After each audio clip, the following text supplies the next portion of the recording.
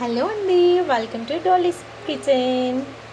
So పిల్లలకి ఎంతో ఇష్టమైన బనానా బిస్కెట్స్ ఎలా తయారు చేద్దామో చూద్దాం. దానికి కావాల్సిన పదార్థాలు: గోధుమ పిండి 2 బౌల్స్ తీసుకోండి, షుగర్ 1 బౌల్, ఇలాచీస్ కూడా తీసుకోండి 4 to 5 ఇలాచీస్, 2 బనానాస్, ఎగ్ వైట్ మాత్రమే తీసుకోవాలి సో దట్ మనకి సాఫ్ట్గా వస్తుంది, అండ్ మిల్క్.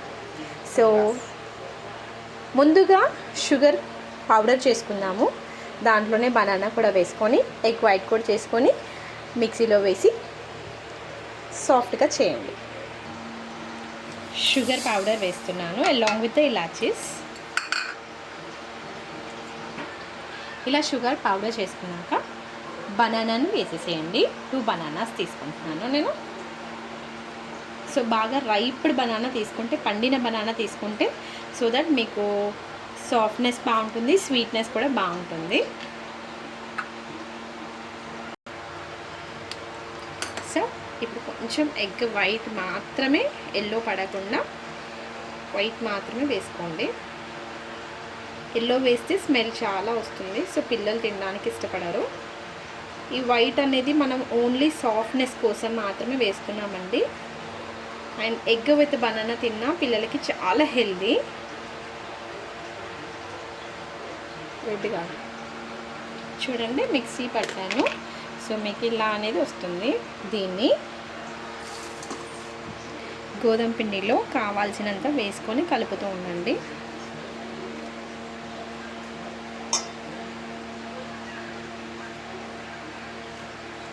ఇది మరీ జోరుగా కాకుండా, గట్టి కాకుండా, చపాతీ పిండి ఎలా మిక్స్ చేసుకుంటామో ఆ బ్యాటర్ లాగానే చేయాలి.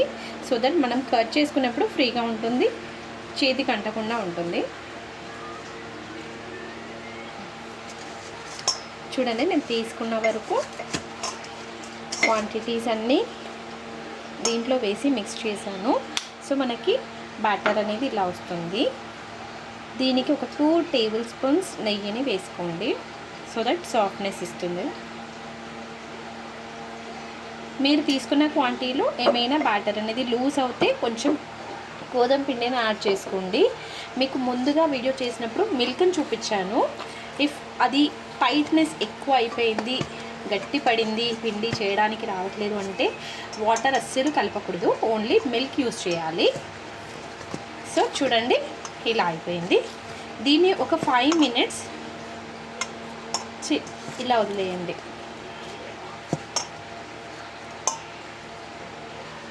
చూడండి 5 minutes తర్వాత మనకి చేతికి ఇలా ప్రెస్ చేసినా కూడా ఏమంటకుండా ఉంది. సో ఇది రెడీ అయిపోయింది. ఇప్పుడు మనం చేయాల్సిన పని ఏంటంటే, చపాతీ పిండిలాగా మనం చపాతీలు చేస్తున్నట్టు, కొంచెం చపాతీ చేసినట్టు పలుచగా కాకుండా మందంగా దీన్ని మనము కొంచెం పిండి అద్దుకొని చపాతీ చేసినట్టు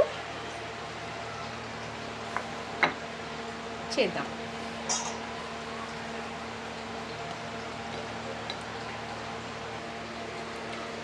చూడండి ఇలా చపాతీలాగా కొంచెం మందంగా చేసుకుందాము.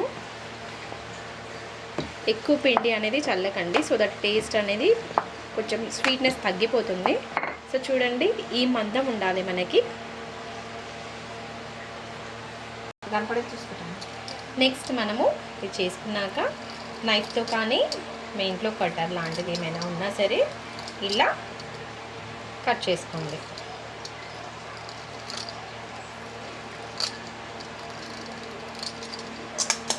చూడండి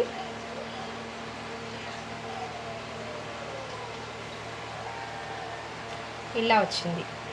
ఇంత మందంలో మనం కట్ చేయాలి. ఇప్పుడు స్టవ్ వెలిగించి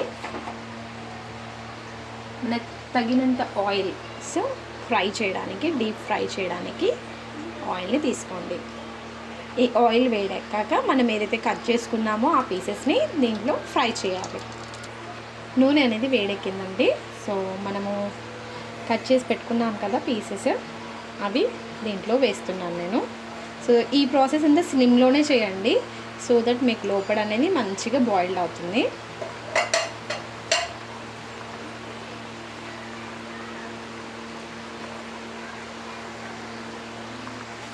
సో మనకి ఇవి బ్రౌనిష్ కలర్లో వస్తున్నాయి చూడండి, ఎంత చక్కగా పొంగుతున్నాయో. మనం ఎగ్ వేసాం కదా, సో దానివల్ల ఇవి మంచిగా పొంగుతున్నాయి. మీకు ఎగ్ వద్దు అనుకుంటే అది స్కిప్ చేయొచ్చు, నేను వేసింది పిల్లలు తింటారు కదా, సో మెత్తగా ఉంటే కొంచెం బాగుంటుంది వాళ్ళకి. ఎగ్ వేయకపోతే కొంచెం గట్టిగా వస్తాయి, అందుకని ఎగ్ యూస్ చేశాను. మీకు వద్దనుకుంటే స్కిప్ చేయొచ్చండి. సో ఇలా బ్రౌనిష్ కలర్లో వచ్చాయి కదా, ఇలా రాగానే మీరు తీసేసేయండి, తీసి వేరే బౌల్లో వేయండి. చూడండి ఇలా బ్రౌన్గా అయినాయి, సో నేను తీస్తున్నాను.